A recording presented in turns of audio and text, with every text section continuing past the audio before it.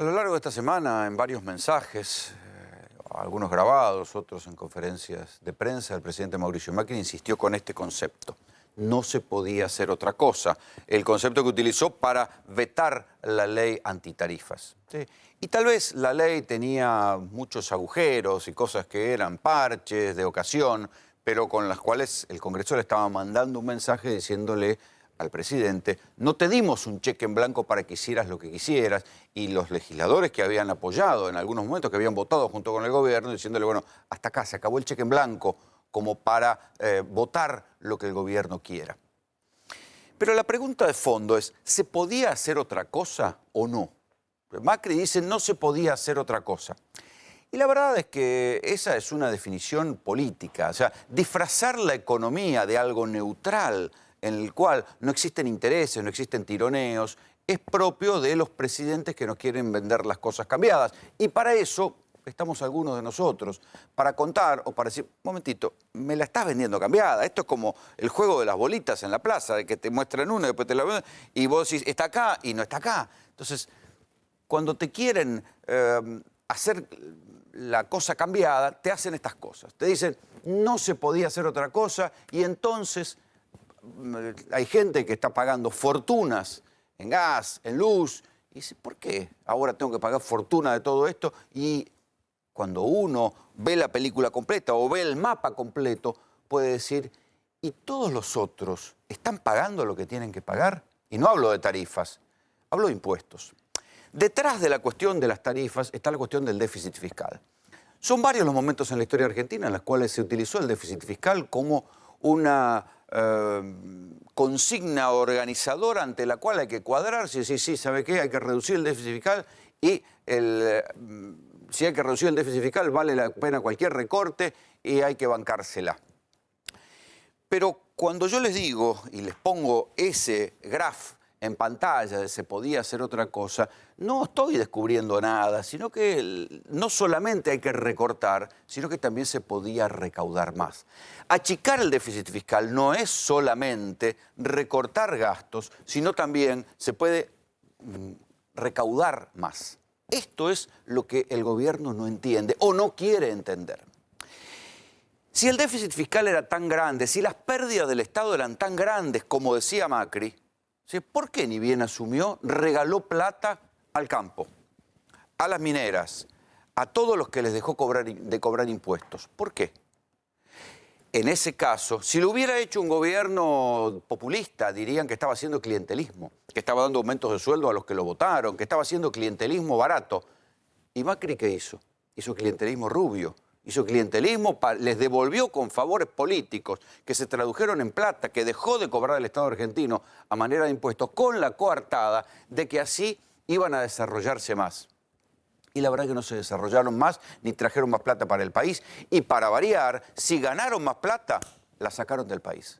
Entonces, lo único que hizo, y ahí sí hay una cuestión ideológica, o de responder a los que apoyaron su candidatura, fue permitirle que ampliaran sus negocios y sacaran la guita del país.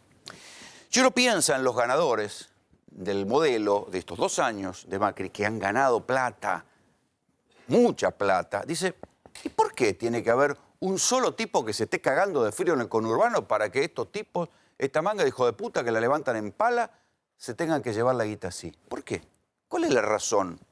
¿Por qué tiene que haber un tipo que esté dejando algo, de hacer algo? Que esté dejando de mandar a su pibe a una escuela confesional o esté dejando de hacer, no sé, cosas elementales, una reforma en su casita para que los otros que la están levantando en pala dejen de pagar impuestos o paguen menos impuestos. ¿Por qué? ¿De dónde cómo se justifica? ¿Cómo se entiende esto? Piénsenlo así. Las mineras, ¿sí? Con todas las críticas que hay hacia las empresas mineras, que han sido salvajes en la depredación de los recursos naturales, lo que hicieron con los glaciares. Olvídense de eso. Supongamos que fueran empresas que traen realmente, como han arruinado la industria turística en algunos rincones de la Argentina, supongamos que las mineras realmente sirvieran para generar mayor nivel de actividad económica. Le bajaron los impuestos. ¿Sabe qué hicieron? Despidieron gente. ¿Qué pasó en el campo? La zona núcleo, efectivamente, tuvo un momento de expansión. ¿Esto generó más empleo en el sector agrario? No. Cuando uno vuelve a mirar las estadísticas de empleo en el sector agrario, despidieron gente. ¿Quiénes son los otros ganadores? Las empresas energéticas. Y ahí viene la cuestión de las tarifas. En las tarifas, ¿se podía hacer otra cosa? Sí, se podía hacer otra cosa. Disminuirle el margen de ganancia a las empresas energéticas. Si las empresas energéticas hubieran perdido tanto dinero en el kirchnerismo, alguna hubiera ido a la quiebra. ¿Ustedes saben de alguna que haya ido a la quiebra? No, no fue ninguna a la quiebra. Entonces, la verdad que lo que han hecho fue llorar para obtener cosas, obtener beneficios cuando cambió el gobierno, y esos beneficios se tradujeron en cómo se fueron para arriba sus acciones. Entonces, no es que no ganaron plata, ganaron mucha plata. Entonces, ¿hay algún motivo por el cual alguien se tiene que cagar de frío en el conurbano o en cualquier parte del país para que estos tipos sigan enriqueciéndose o sus acciones sigan creciendo? ¿No es un poco desmesurado? ¿Dónde está el laburo que iban a generar? ¿Dónde está? ¿Se nota? ¿Ha reactivado la economía argentina? No. Esto es lo fundamental. Cuando el gobierno presenta como un hecho consumado que no se puede hacer otra cosa, es porque tomó la decisión política de favorecer, ¿sí?, a los que quiere favorecer para hacer clientelismo, para los tipos que lo llevaron a su gobierno. No hay otra historia.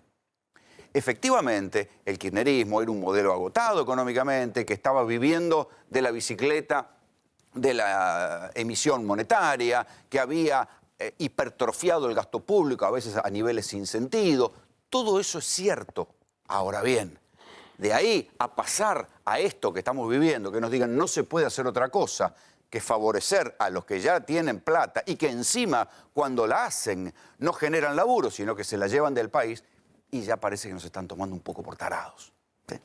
Este es el problema fundamental. Entonces, cuando ustedes de ahora en más, a lo largo de todos estos meses que quedan, porque imagínense lo que se va a hablar de déficit fiscal, de que las cuentas no cierran, que esto es como una casa, que uno en una casa no puede gastar más de lo que le ingresa. Cuando escuchen todo eso, piensen en lo otro. Sí, ok.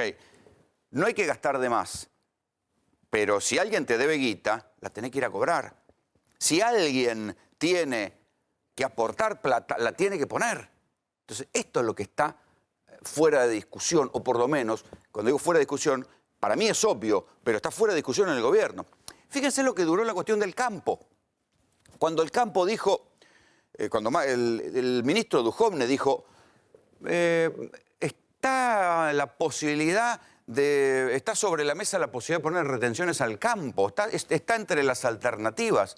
Creo que 12 horas duraron. 12 horas duró. Duhovne lo dijo a la mañana. La mesa de enlace, que están todos peleados entre sí porque tienen diferentes intereses entre sí, los ruralistas, para lo único que se unen es para no garpar impuestos. Entonces se juntaron todos juntos, le mandaron una carta a Macri pidiéndole una audiencia. Salió el ministro Echeverre, que es ministro de la Sociedad Rural, metido en el gobierno, y dijo las retenciones son un impuesto absurdo. Y no es que les iban a aumentar los impuestos, les iban a frenar la manera en la cual le están bajando las retenciones. ¿Sí? No aguantaron, creo que ni 12 horas, que salió Marcos Peña a decir que no iban a tocar las retenciones. Ahora bien, para no tocar los impuestos que les cobran a los grandes ganadores del modelo argentino, que además, después de la devaluación, ganaron mucho más, que son los muchachos del campo. Eso sí, alguien se tiene que cagar de frío en el conurbano. ¿Qué les parece? Es lógico. Vean esta secuencia. Con respecto a la soja, no tenemos ningún anuncio para hacer. Digamos, nosotros enfrentamos, a partir de los últimos cambios en el contexto internacional, una decisión de acelerar la convergencia hacia el equilibrio fiscal. Estamos solicitándole al presidente que realmente queremos ir a explicarle la situación en la que está el campo después de esta pérdida de 7.500 millones de dólares que pierde el país, que pierde el interior, que perdemos los productores agropecuarios muy directamente por efecto de la sequía y demás. Y pérdida de calidad de soja y cultivos, y realmente yo creo que él lo sabe perfectamente. Pero usted ha calificado las retenciones de la soja como un impuesto ridículo. Bueno, eso es lo que pienso ahora, es lo que siempre pensé, aparte está absolutamente demostrado que es un impuesto malo en el sentido que obstaculiza y grava la producción, digamos, distorsivamente, ¿no? Yo no puedo hablar por Echeverre. Sé que está en una situación difícil, yo no tengo duda de lo que haría. Me voy. Y me voy con un portazo. No, en este momento no se está evaluando, se puede discutir porque hay muchos que proponen distintas cuestiones, pero hoy no está previsto, no está en la agenda modificar el esquema de retención. Todas las opciones están sobre la mesa y es lógico que el sector privado especule con qué vamos a hacer. Nosotros no hemos hecho ningún anuncio oficial ni lo vamos a hacer hasta que decidamos cuáles van a ser las medidas que vamos a adoptar en el camino que vamos a llevar, sí, hacia un déficit fiscal más bajo que el que teníamos planeado en los próximos años.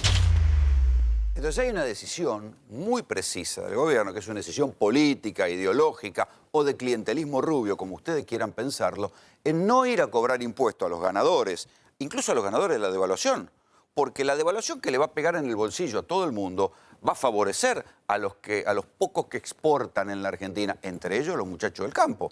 Sin embargo, para ellos no hay ningún tipo de incremento en la presión impositiva para reducir el déficit fiscal. El déficit fiscal, todo esto que ustedes van a escuchar ahora, que es lógico, no es lógico que un chofer del Banco Central gane 200 lucas, efectivamente, pero eso es una gota comparado con el río que podría traer, el río de plata que podrían traer los impuestos bien cobrados en la Argentina. Miren, algunos economistas consideran que la evasión impositiva, solo con las leyes que hay, sin cambiar las leyes, si se recaudara bien, sería un 5% del Producto Bruto Interno. Un 5% del Producto Bruto Interno se va a decir, si hubiera un correcto cobro de impuestos, 5% del Producto Bruto Interno. ¿Qué pasa? Porque los pocos que pagamos impuestos sentimos que estamos agobiados de lo que nos cobran, que la carga impositiva es alta. Sí, es alta para los boludos que pagan.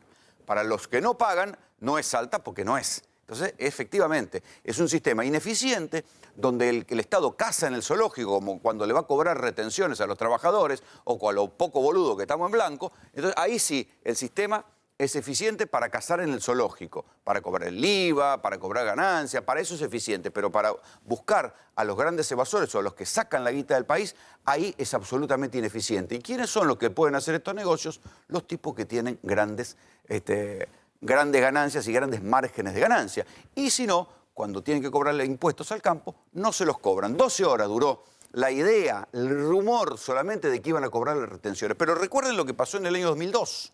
En aquel momento, el gobierno de Duhalde tambaleaba hasta que, en un momento dado, ya había renunciado Remes Lenikov, y entonces lo citan Roberto Labaña. ¿Labaña qué hace? Cita a los 16 gobernadores peronistas, y cuando todos pensamos que esto se iba al carajo, sale de la reunión, ¿y qué se decide ahí? Retenciones. Y fueron las retenciones al campo, que era el gran ganador de la devaluación post-2001, lo que permitió cerrar el déficit fiscal. Y entre el 2003 y el 2007, hasta que, el 2007-2008, hasta que el kirchnerismo dejó la lógica de los superávit gemelos, ¿sí?, que hubo, se pudo cerrar el déficit fiscal gracias a las retenciones. Está bien, no se pagaba demasiado por deuda externa, ¿sí?, pero mal que mal lograron cerrar el déficit fiscal gracias a las retenciones. ¿Qué fue lo que pasó en aquel momento? Estaban cagados porque había semejante quilombo en el país que el país podía estallar para cualquier lado. Entonces dijeron, bueno, está bien, vamos a pagar las retenciones, está bien, vamos a pagar plata porque si no, este país se va al carajo. Y estuvo la iglesia convenciendo a los actores del campo para que pagaran las retenciones, para que pagaran impuestos. Macri hoy no tiene poder para esto. Es de ellos, porque es de ellos, es el candidato de ellos, pero a la hora de pagar impuestos lo desconocen y rápidamente lo fueron a apretar.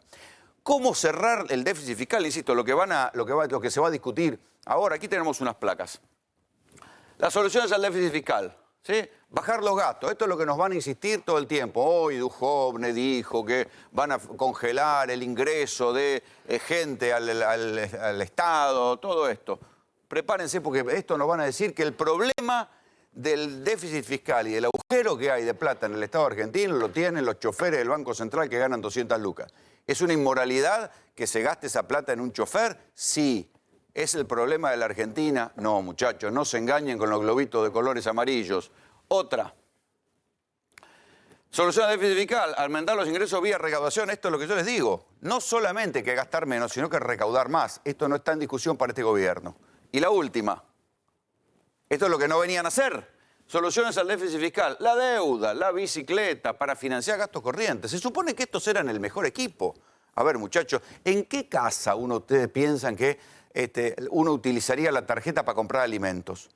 Hay muchos sectores populares que hoy por hoy lo tienen que hacer, pero obviamente no es lo recomendable. Utilizar la tarjeta para comprar los alimentos y después pagar el mínimo y pagar los intereses usurarios que cobran las tarjetas de crédito en la Argentina solamente para los alimentos es un disparate y es algo de corto plazo.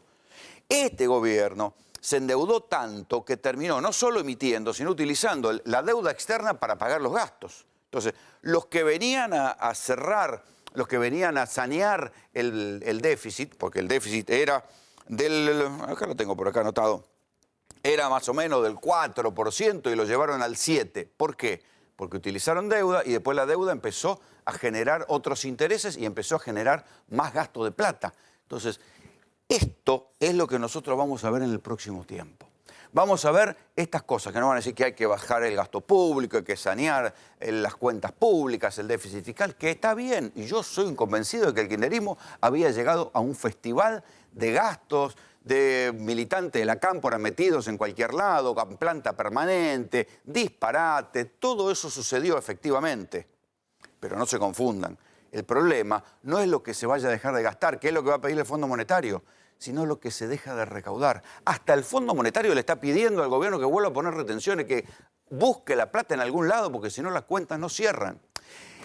Está el descontrol, más allá de que el presidente mantiene y sigue diciendo que somos el mejor equipo y desmintieron que iba a haber un ajuste. Marcos Peña se cansó de decirme a mí que no iba a haber ajuste en una entrevista que me dio poco antes de las elecciones del año pasado.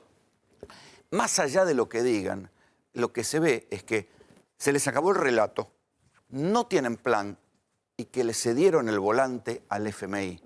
Y ya sabemos lo que pasa cuando uno deja de manejar y le cede el volante al FMI. Bienvenidos, esto es GPS.